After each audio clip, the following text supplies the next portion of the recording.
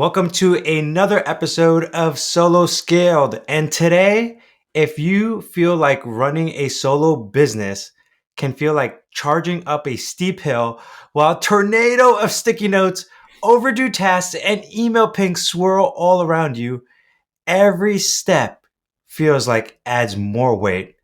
That it's not just exhausting, it's actually going to lead to burnout, and you feel burnout beginning in your life.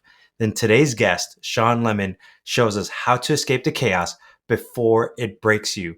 Shawn Lemon is the founder of the Digital Organizer, a consultancy that helps founders and teams reclaim time through smarter digital systems. He's built workflows for seven-figure creators and consultants and teams, and he's now revealing how disorganization fuels burnout and what systems can save you. Shawn, welcome to the podcast, man. Super excited to have you.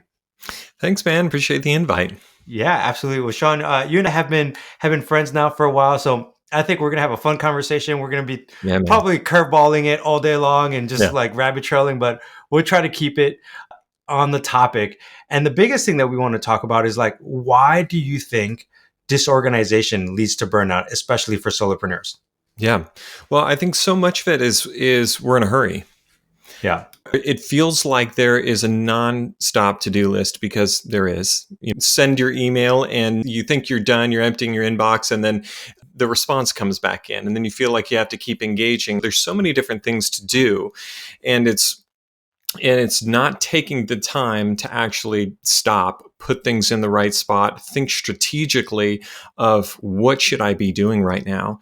And then if we stay too long in that, we end up sitting in that state of fight or flight, and we don't go deep on anything, and we're just bouncing from one task to the other and really not getting as much done. And it feels like everything takes so long, because it does. When you're working on too many things at once and you don't have a good storage system, you can't find it. Your digital workspace doesn't have everything at hand that you need. You're constantly having to go somewhere else for it. That sucks. And it's painful, and it takes a long time to get things done, and it's really easy to burn out.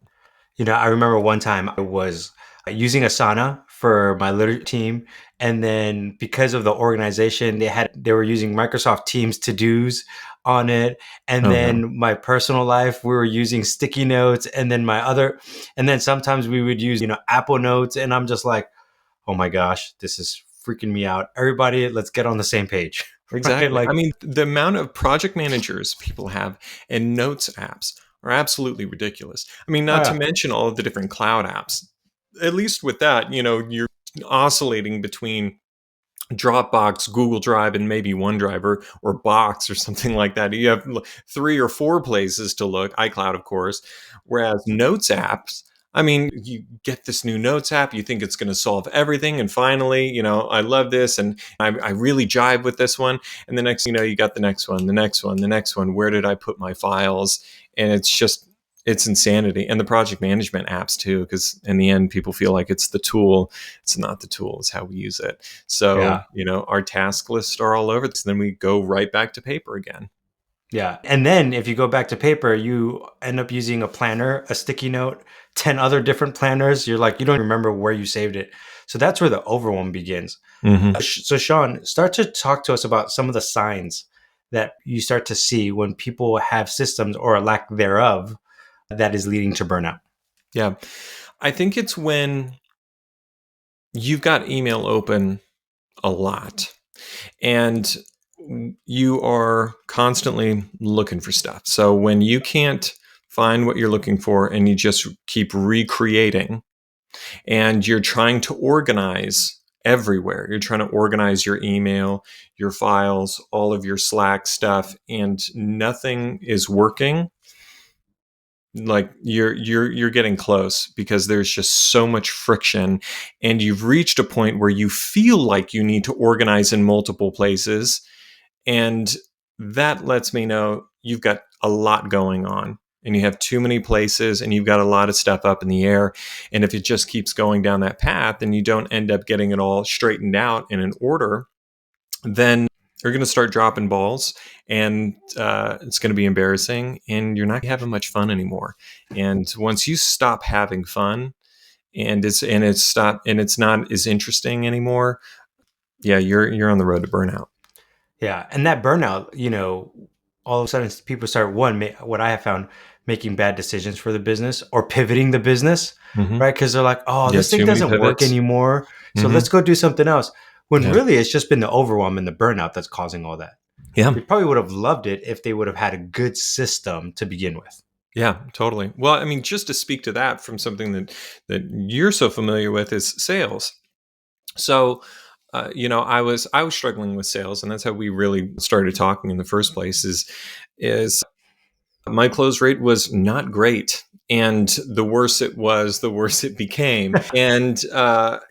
And from going through and just saying you need to stick to this, switching certain parts of the close and the presentation of that, paired with something that you had told Megan Hyatt, is it's not, what is it? It's not, sales is not an art, it's a science. Like Yeah. you just have to stick with the plan, and go through it and do the right thing. I started sticking with the plan. I did it the way that you told me with the close, and that made so much sense of what that positioning looked like.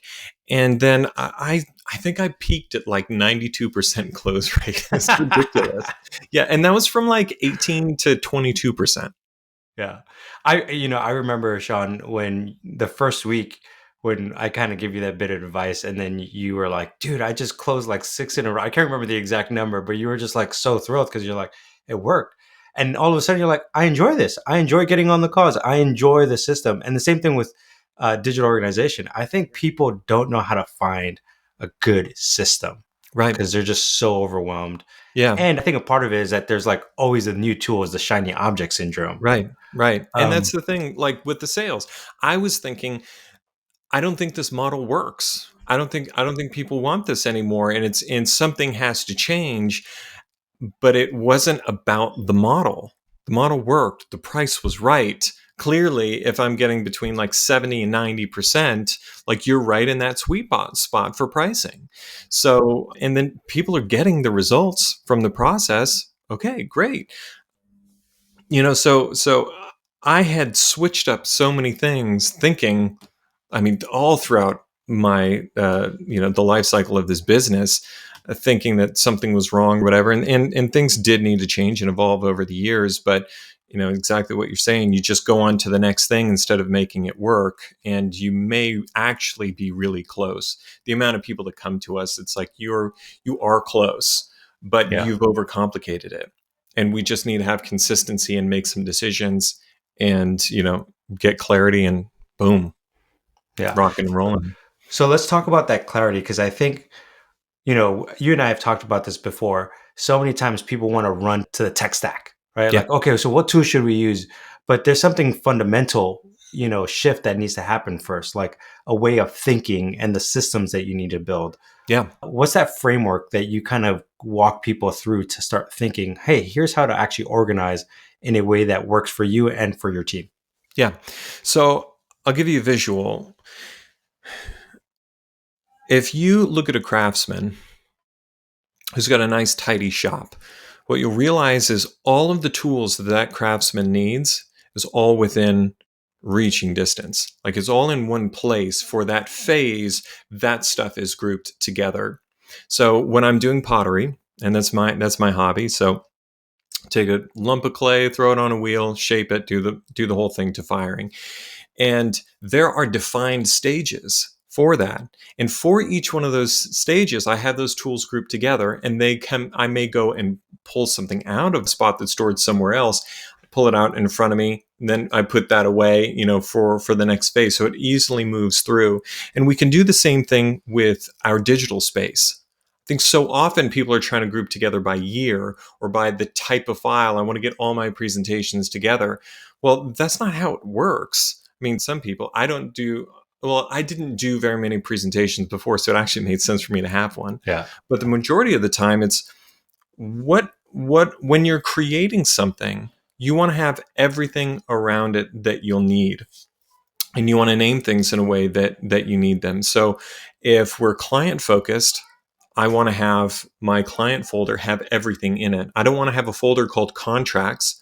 I'm going to have a folder called Ken, and inside of Ken are my appointment notes, not some other app, my contract, call recordings, assets that were given to me or that we created and give to them. So we want everything right there, because when I'm on a call with Ken, I need all of those resources right there at hand. And Yeah. then I'm tracking that client project in Asana, their whole life cycle. I'm communicating with my team there. And so I link the folder for Ken in Ken's task that we're tracking through our whole system there. So anyone who's looking, they can click on it and get to the context.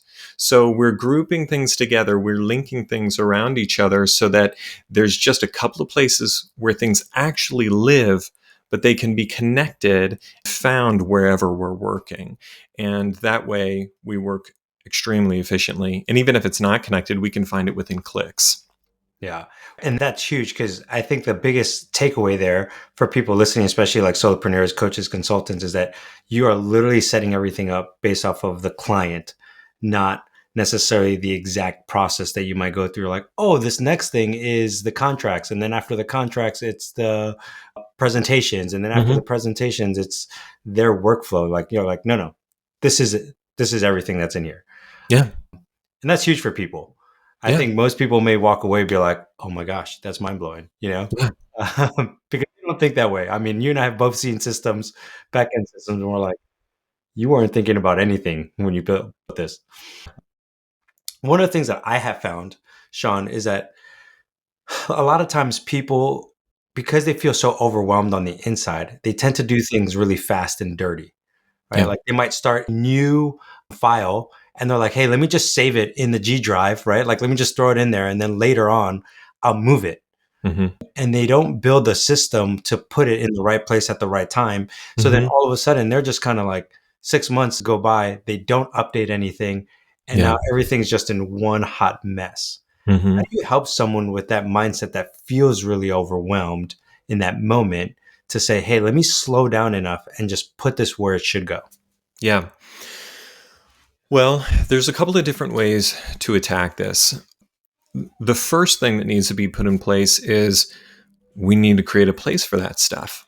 It needs to be approached as a project. This isn't something that's ongoing that we're constantly doing. I do not want to have to organize every day. Yeah. I want to download a file and put it right where it needs to go and name it right when I'm downloading it so that I don't have to organize it later. But I can't do that if I don't have the spot for it.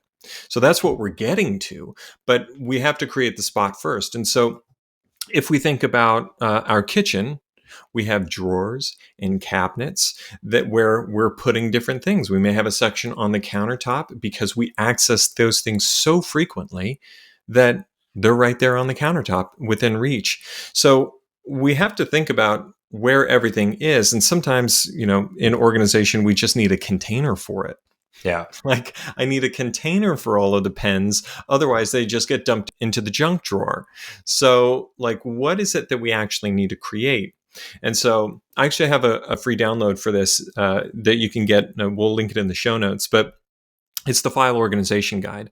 So it's how do we actually consolidate everything together, purge it, and then create a good filing structure that has things accounted for like finance. This is an ongoing responsibility, not necessarily a project.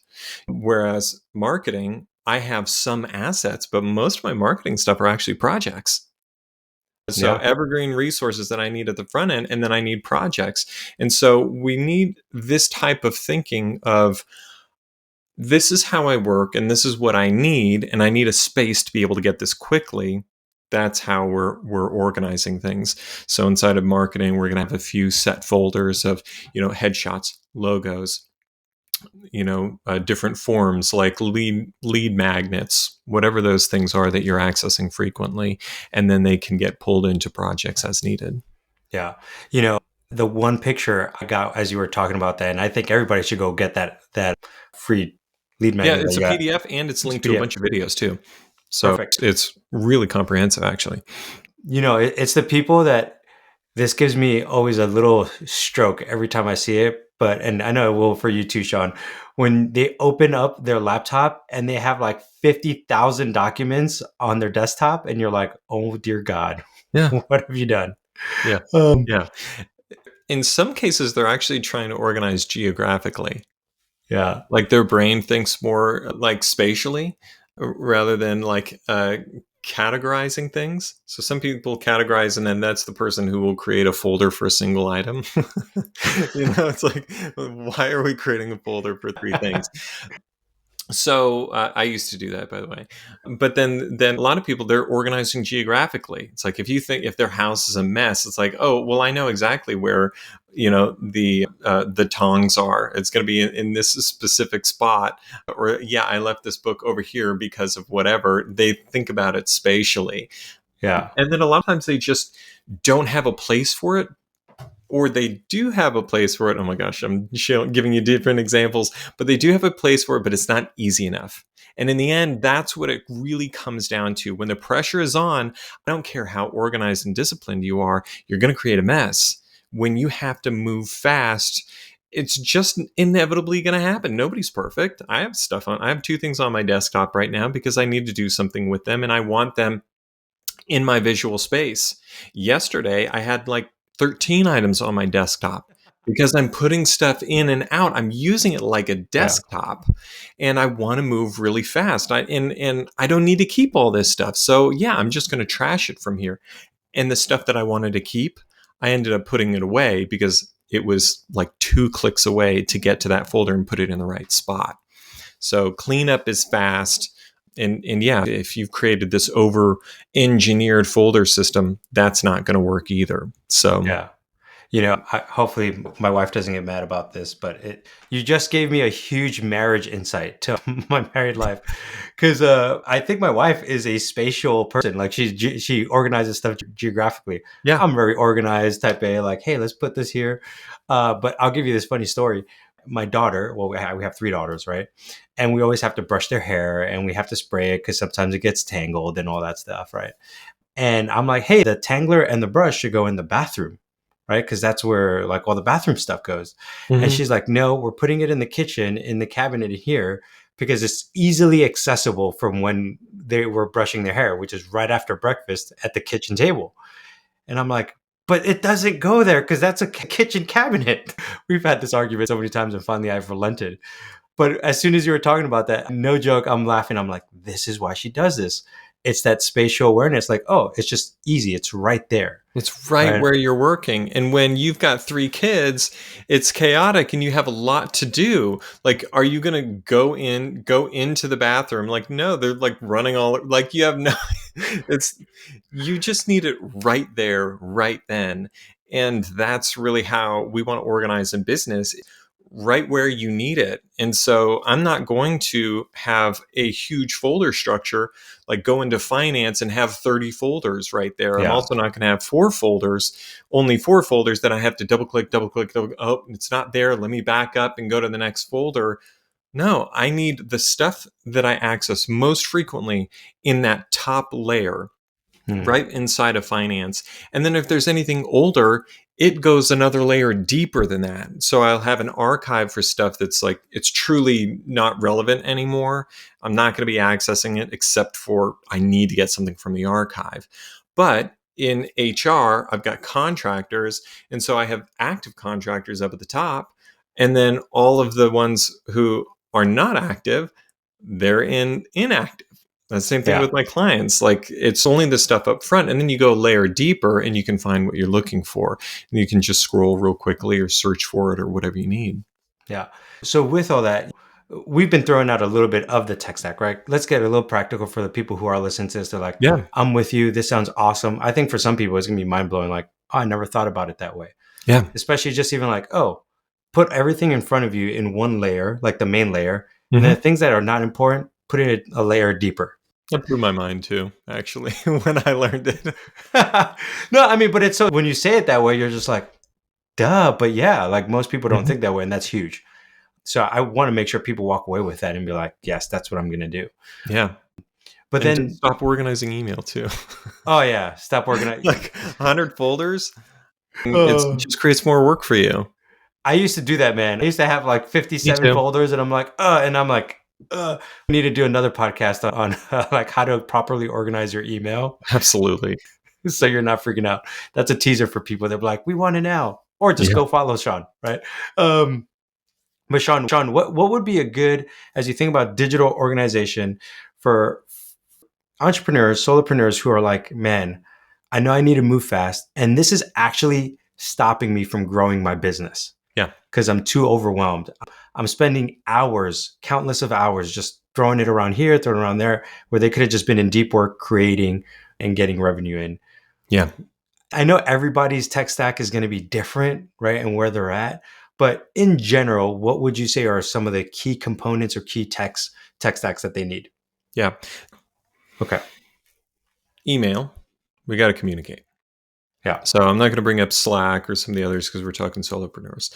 So email, we got to have it under control and have a good system and realize that email is for communicating, not for filing. It's not file storage. That's not how we want to send and receive files, and do versions back and forth. That's why we have Google Drive and OneDrive and whatever. You share a file, you collaborate on it, and we don't have to worry about who's got the latest version. Oh no, I only Yeah. have version 4. I don't even know what version we're on. What was the date that email was sent? No, Uh, we need files and files, and we sometimes need to send something. Great, So I can go down the rabbit hole there, but got to get email down to communication and be able to process it really quickly. Files is the next thing. So files touches everything, or everything touches our files. So email, task management, sometimes even password managers. We need to save things securely. I mean, there's all kinds of things that need files. We have to have a really good filing system. And ideally, we want one source of truth hmm. with a very focused filing system where it's light, it's lean, you open it, and it's what's right on top is what you're working on. Yeah. And we can have Dropbox, iCloud, Box, OneDrive, all the rest, but I'm using Google Drive for my file system. And I treat those other things like mailboxes. I'll put a file out there for you if you want it. You can deliver it to me there, but I'm bringing it inside and I'm either throwing it away or I'm putting it in my filing cabinet, which is Google Drive. So we got to turn this around and think whatever platform you decide on, and that actually isn't very important. It's just deciding which one it is, because you can easily move everything from one to another when you decide you want to migrate. Then task management, project management, absolutely huge. We have to know what we're working on, what the next priority is, who's responsible, where we're at in the project, because as solos, there's so much going on and so many different hats that we're wearing. We don't always get the luxury of just deep work into one thing at a time and be able to focus on a huge initiative for like a week. You've got so Yeah. many other things to do. So being able to track that stuff and know where you're at is huge. And then as you bring in contractors and employees, if you want to do that, you also need everyone working out of the same space and being able to communicate there. Because why should we email or Slack about a task that's in our task manager where we can actually have a conversation right in context? So doing that well is huge. And then the last one is passwords. It can wreck your morning not having your passwords dialed in. It's fine until it's not. And if you get hacked, I mean, that's a whole other story, but we'll just talk about daily workflow. You need to be able to log into an account and it just fill everything in for you so you can get to work. Not, I need to do this real quick and now I'm locked out. I got to go. My email. Oh my God, my client just emailed and they need to do this. And so I'm losing track and I'm having to say no to so many different things just because I'm trying to reset my freaking password. So those 4 things, you get those dialed in really well, and there isn't that much else you need to do. Like from there, you laser target the next piece of the tech stack and you use it for that specific thing that you need it for because you have all the other bases covered. I've got, in my tech stack, there are probably at minimum 11 places to store files. I don't store files in my CRM, in Asana, in any of these other tools. They get stored in my file management system. So that's where we can ignore, and it doesn't, all the shiny things that are supposed to integrate it all together and have one place for it. You don't need that because you're using tools that were designed for file storage there. I don't want to use ClickUp because ClickUp does everything. That means if they do everything, they're not doing it all well. You can't Yeah. do everything perfectly. That's the cool thing about Dropbox. They do one thing. And I think they're the best out there. I use Google Drive anyway because it makes more sense for my business. But, there's something to be said of using a dedicated tool. And in that case, I have 5, 6 tools, and it doesn't matter because they're so easy to work with. Yeah. Funny story on the password. Just how important this is.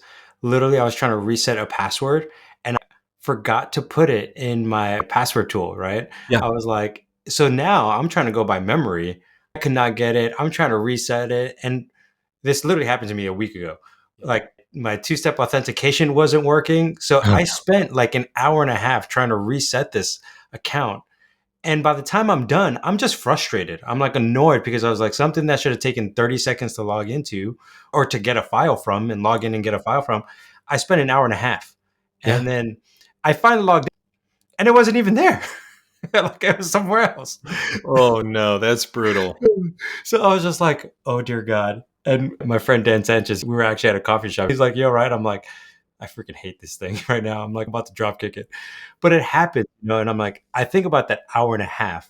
And I bring this up because that hour and a half, it could have been used for me doing deep work. It could have been me doing outreach. It could have been me Yeah. doing another sales call. So many things, but I lost it in that hour and a half just because I didn't do the job of actually saving the password the first time. Hmm. Right. And that's what you're talking about is like saving this time, saving the your ability to have good mental headspace to actually execute on the things that needed to be executed on. Yeah. Shawn, as you think about these things, I've heard you say for filing, you use Google, Hmm. for task management, Asana. What would you recommend for password protection? And then for email, do you just use Gmail or do you use like Outlook and have all your other personal email accounts there? Just give recommendations for people as they're thinking about this stuff. Totally. So I use 1Password. That's the Okay. app called 1Password, the numeral one, no space in password. It's my favorite out there. I think it's the best. It's, if you've used and been successful with LastPass, it'll be even better on 1Password.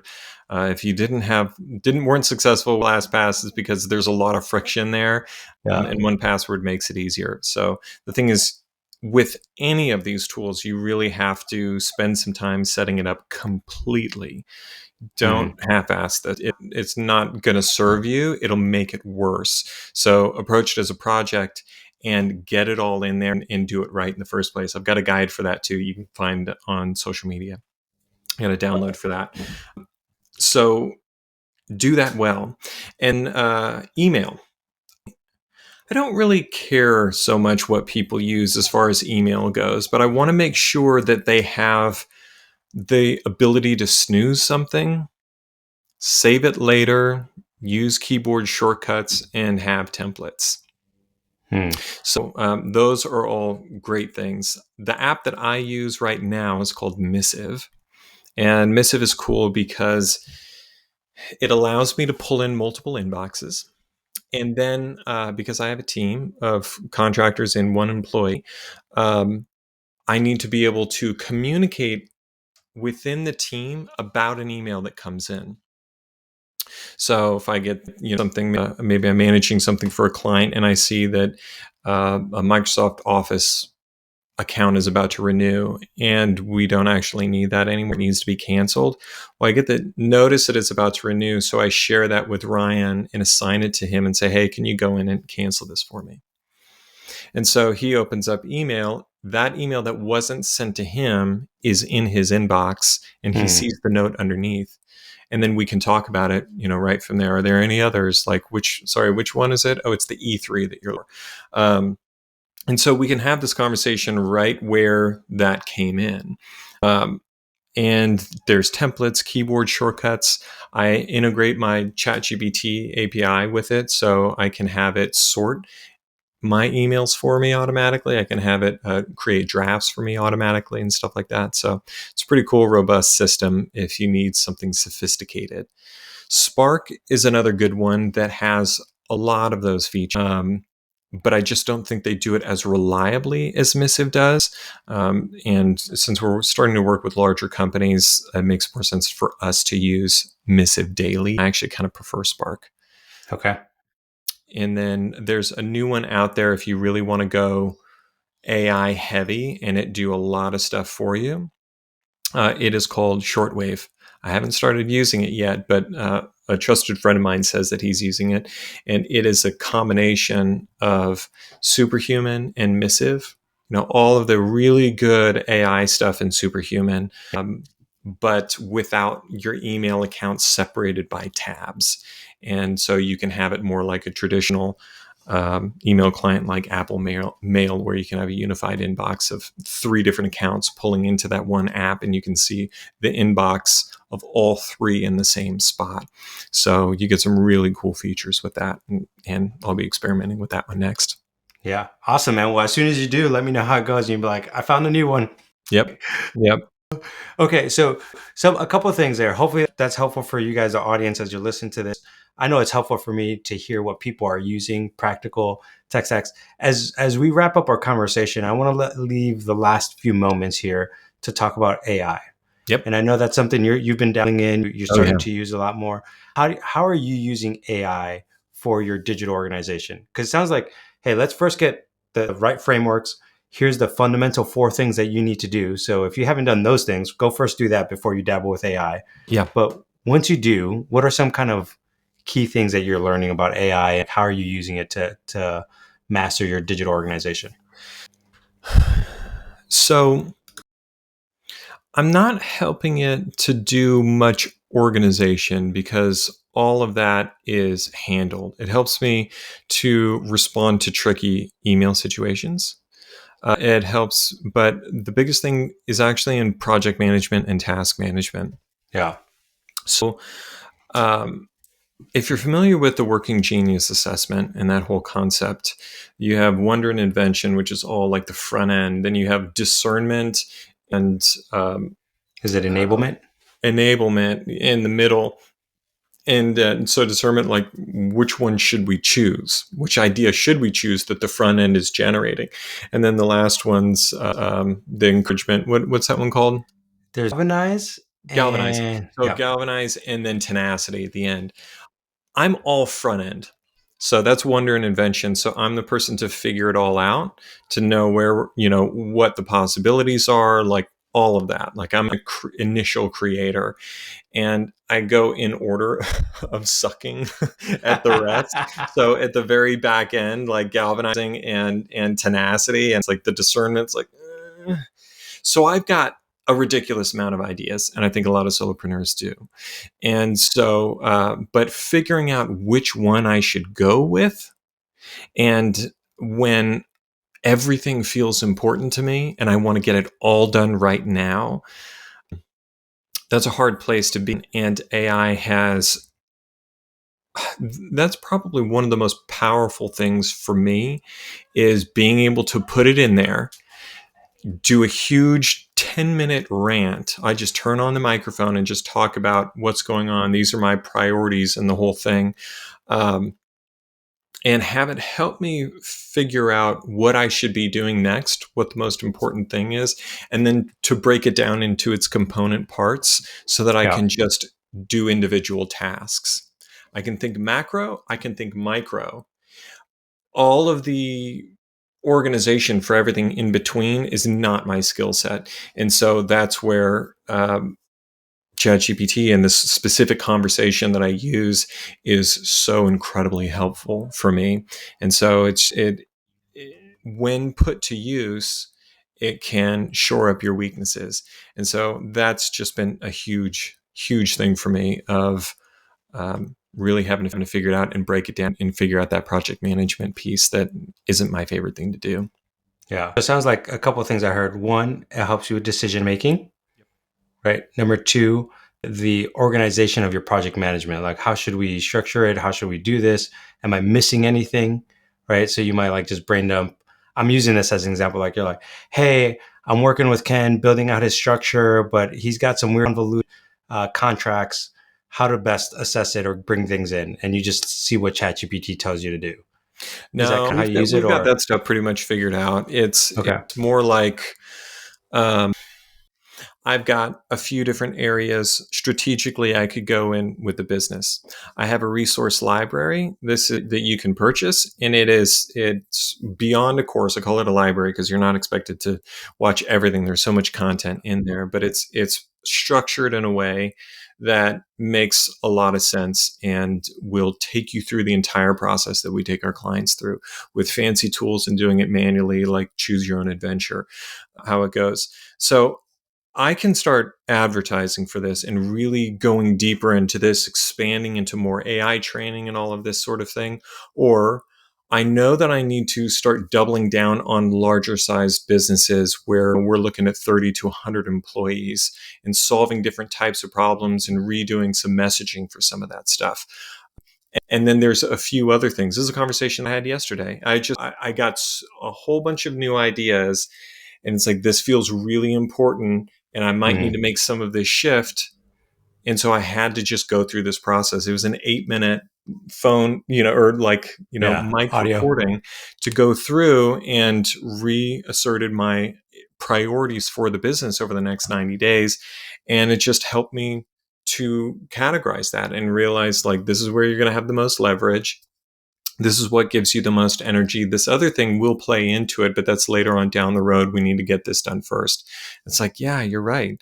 And then there's a couple of things. It's just like, no, I don't want to do that. Actually, that's a bad idea. We're going to scratch that. Let's just take that out of the plan. So it's that type of thinking where I need to bounce this off of someone. And, um, and, you know, but I don't have someone right now that I need to talk to them about. And a human can help me in other areas of my limiting beliefs and some of these things, but Yeah, I need to get this thought out right now. And then I just started recreating the customer avatar and doing the whole thing, and all that work was done in ChatGPT with other resources that I had created. yeah. Which is funny because I remember you sent that to me last night, right? Because we were getting I ready made for this that day. conversation. Okay, I was like, wow, this. I was like, either he had this planned out already, or like it was just fun. They just had that, and I read it through. I'm like, Well, oh, that's good to know. the other part of where AI and organization come together. So, as you start advancing and using into your ChatGPT usage, you will find that you need certain resources over and over again. If you want to create an email campaign, like, yes, ChatGPT remembers things about your business, but it doesn't remember them accurately. And Yeah, it's there's so much convoluted stuff, you can't trust it, and you can't trust it to remember to speak in your voice and some of these other things. You constantly have to reinforce the rules and how you want things done. And so when you start creating guides, like I have a guide for my brand voice, for my program guide, rules on writing, my customer avatar. These are documents that I will upload into ChatGPT over and over again when I'm creating a GPT.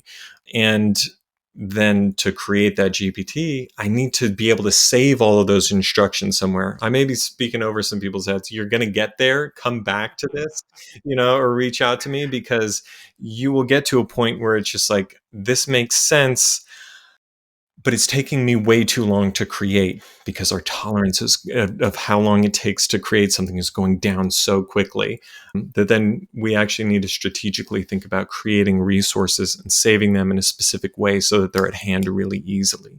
Um, and so that's the other component, is we're creating stuff really fast, both deliverables for our client, or marketing email sequences, or strategy stuff. And it needs to know the context, and we've got to be able to save all of that somewhere. How do we do yeah. it? I And love what it. I should we love it. save? Shawn, are you now? Now we're going into that rabbit hole I talked about earlier today, but we'll go real quick. Are you doing custom GPTs, or is this just like every single time you're just opening up a new chat GPT, putting the documents in? I'm typically creating custom GPTs. Okay. And then if I use something frequently, like my brand voice and rules fighting, where how I like it to structure sentences, because my brand voice has that, but it still ignores it because there's a lot in the brand voice. Yeah. So I need to reinforce it again with additional rules. I have keyboard shortcuts using an app called TextExpander that I just put in semicolon voice and it fills in my entire brand voice for me. And then I do semicolon rules and it puts in all of the rules. And so I'll start a conversation and say, hey, I'm going to give you some rules and some text. Acknowledge that you're ready. This way it knows not to like criticize my brand voice or try and add to it. So I put that statement in, I use my shortcut, and everything about how I want to speak gets put in. It says, yes, great, I'm ready to go. What do you want to do? Create this, and then it makes its suggestions and I tell it what we're doing. Dude, I love that. So I used to use TextExpander and I Uh-huh. paused it for a while because I was like, I wasn't using it as much. But now you just got me to a place where I'm going to bring it back. Because what I used to Yeah. do, or right now what I'm doing is for stuff that I consistently send to ChatGPT, I just have it on Hmm. again, because it's fast. I have a folder in my Apple Notes that I'm Yeah. just like copy, paste, copy, paste, copy, paste. Mhm. But if I could just do a You don't quick need to key do that. command, Yeah. Yeah. that'd be Semicolon awesome. voice, semicolon EM, semicolon one-on-one. That's my program guide, all of the Yeah. details about the business. Because it'll start thinking like, oh yeah, you've got this and with the promo code, whatever, for founding members. I'm like, dude, that was over a year ago. Like, why do you keep referencing this? I've told you and scrubbed this from memory, and yet it's still pulling in this old coupon code. It's like, that doesn't work, dude. Oh, that's hilarious. Yes, it does that to me every once in a while. I'm like, I'm so annoyed right now. So I'll just go in and edit it. But I like that. I'm going to take that personally for myself. So I appreciate that, Shawn. For those who are listening to this and they're like, Shawn's a genius, which you are, in the digital organization space, and they want to reach out to you, what's the best way to reach out to you and help and give them some guidance and help on the next steps of like, I Yeah. need to get my life in order? Yeah. So the first thing is find the show notes, download that guide. That Yeah. is a fantastic starting point. You're going to get on my newsletter from there. And then once you're done with that, go take the quiz on the website. So go, check it out, see what we've got there. And there's a quiz that will ask you poignant questions about how effective your organization systems are. It's not, how are you organizing your files, but in our viewpoint, how effective, how quick, things like that. That'll get you pointed in the right direction. And then right in there, after you do that, it's like, is this something that you want to talk to me about? You can book a call right there, and would love to talk to you and see if getting some help with us makes sense. Yeah. And I would encourage people who are listening to this that there are times when you're like, hey, I'm walking in my strengths, and then you're not walking in your strengths. Kind of what Shawn, you alluded to earlier, where you're like, the farther I get down the working genius, the harder it is, the less joy you have. And I know for some people, just organization is not their thing. Yeah. And I think that's why, Shawn, I've told you this time and time again, man. I want people to get to know what you're doing and see what you're doing, because you are providing immense value to people who just feel stuck. And I think that if they could get the mind space back to be able to go be creative, man, that'll actually help impact society and their families and everything else more, because they feel like they could actually be present instead of running around like a chicken with their head cut off. That's what you provide, man. And it's always been a blessing.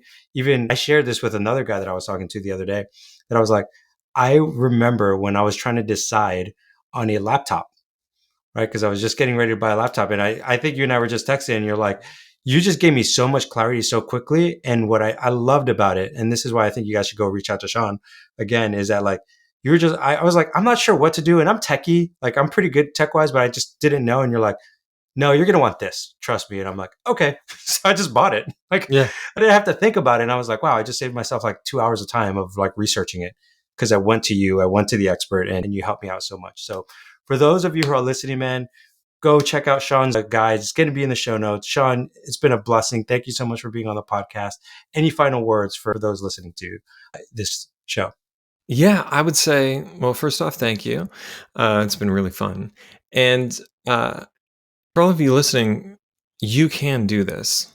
Like, this may sound intimidating. Like, if we went too far and talking about AI or creating, restructuring the whole thing, it is not as hard as you think it is. Yeah. It's just about doing them in order and doing it in a really efficient way so that you can go through that process and get to the finish line. And it can happen so much faster than you think you can. And so it's just about, doing it in order. We figured out really fast ways to do this.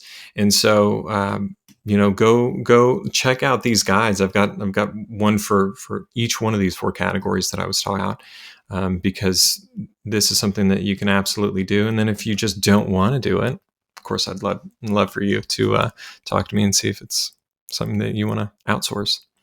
I love it. Well, Shawn, thank you for coming to the show. And then for those of you listening, if your digital life does feel like a junk drawer right now, Shawn just handed you the blueprint to reduce burnout and build a sustainable solo business. Organize smarter, avoid overload, and let systems give you your time and sanity back. Subscribe to this podcast if you want more playbooks and practical, tactical tips like this. Hope you guys have a great day.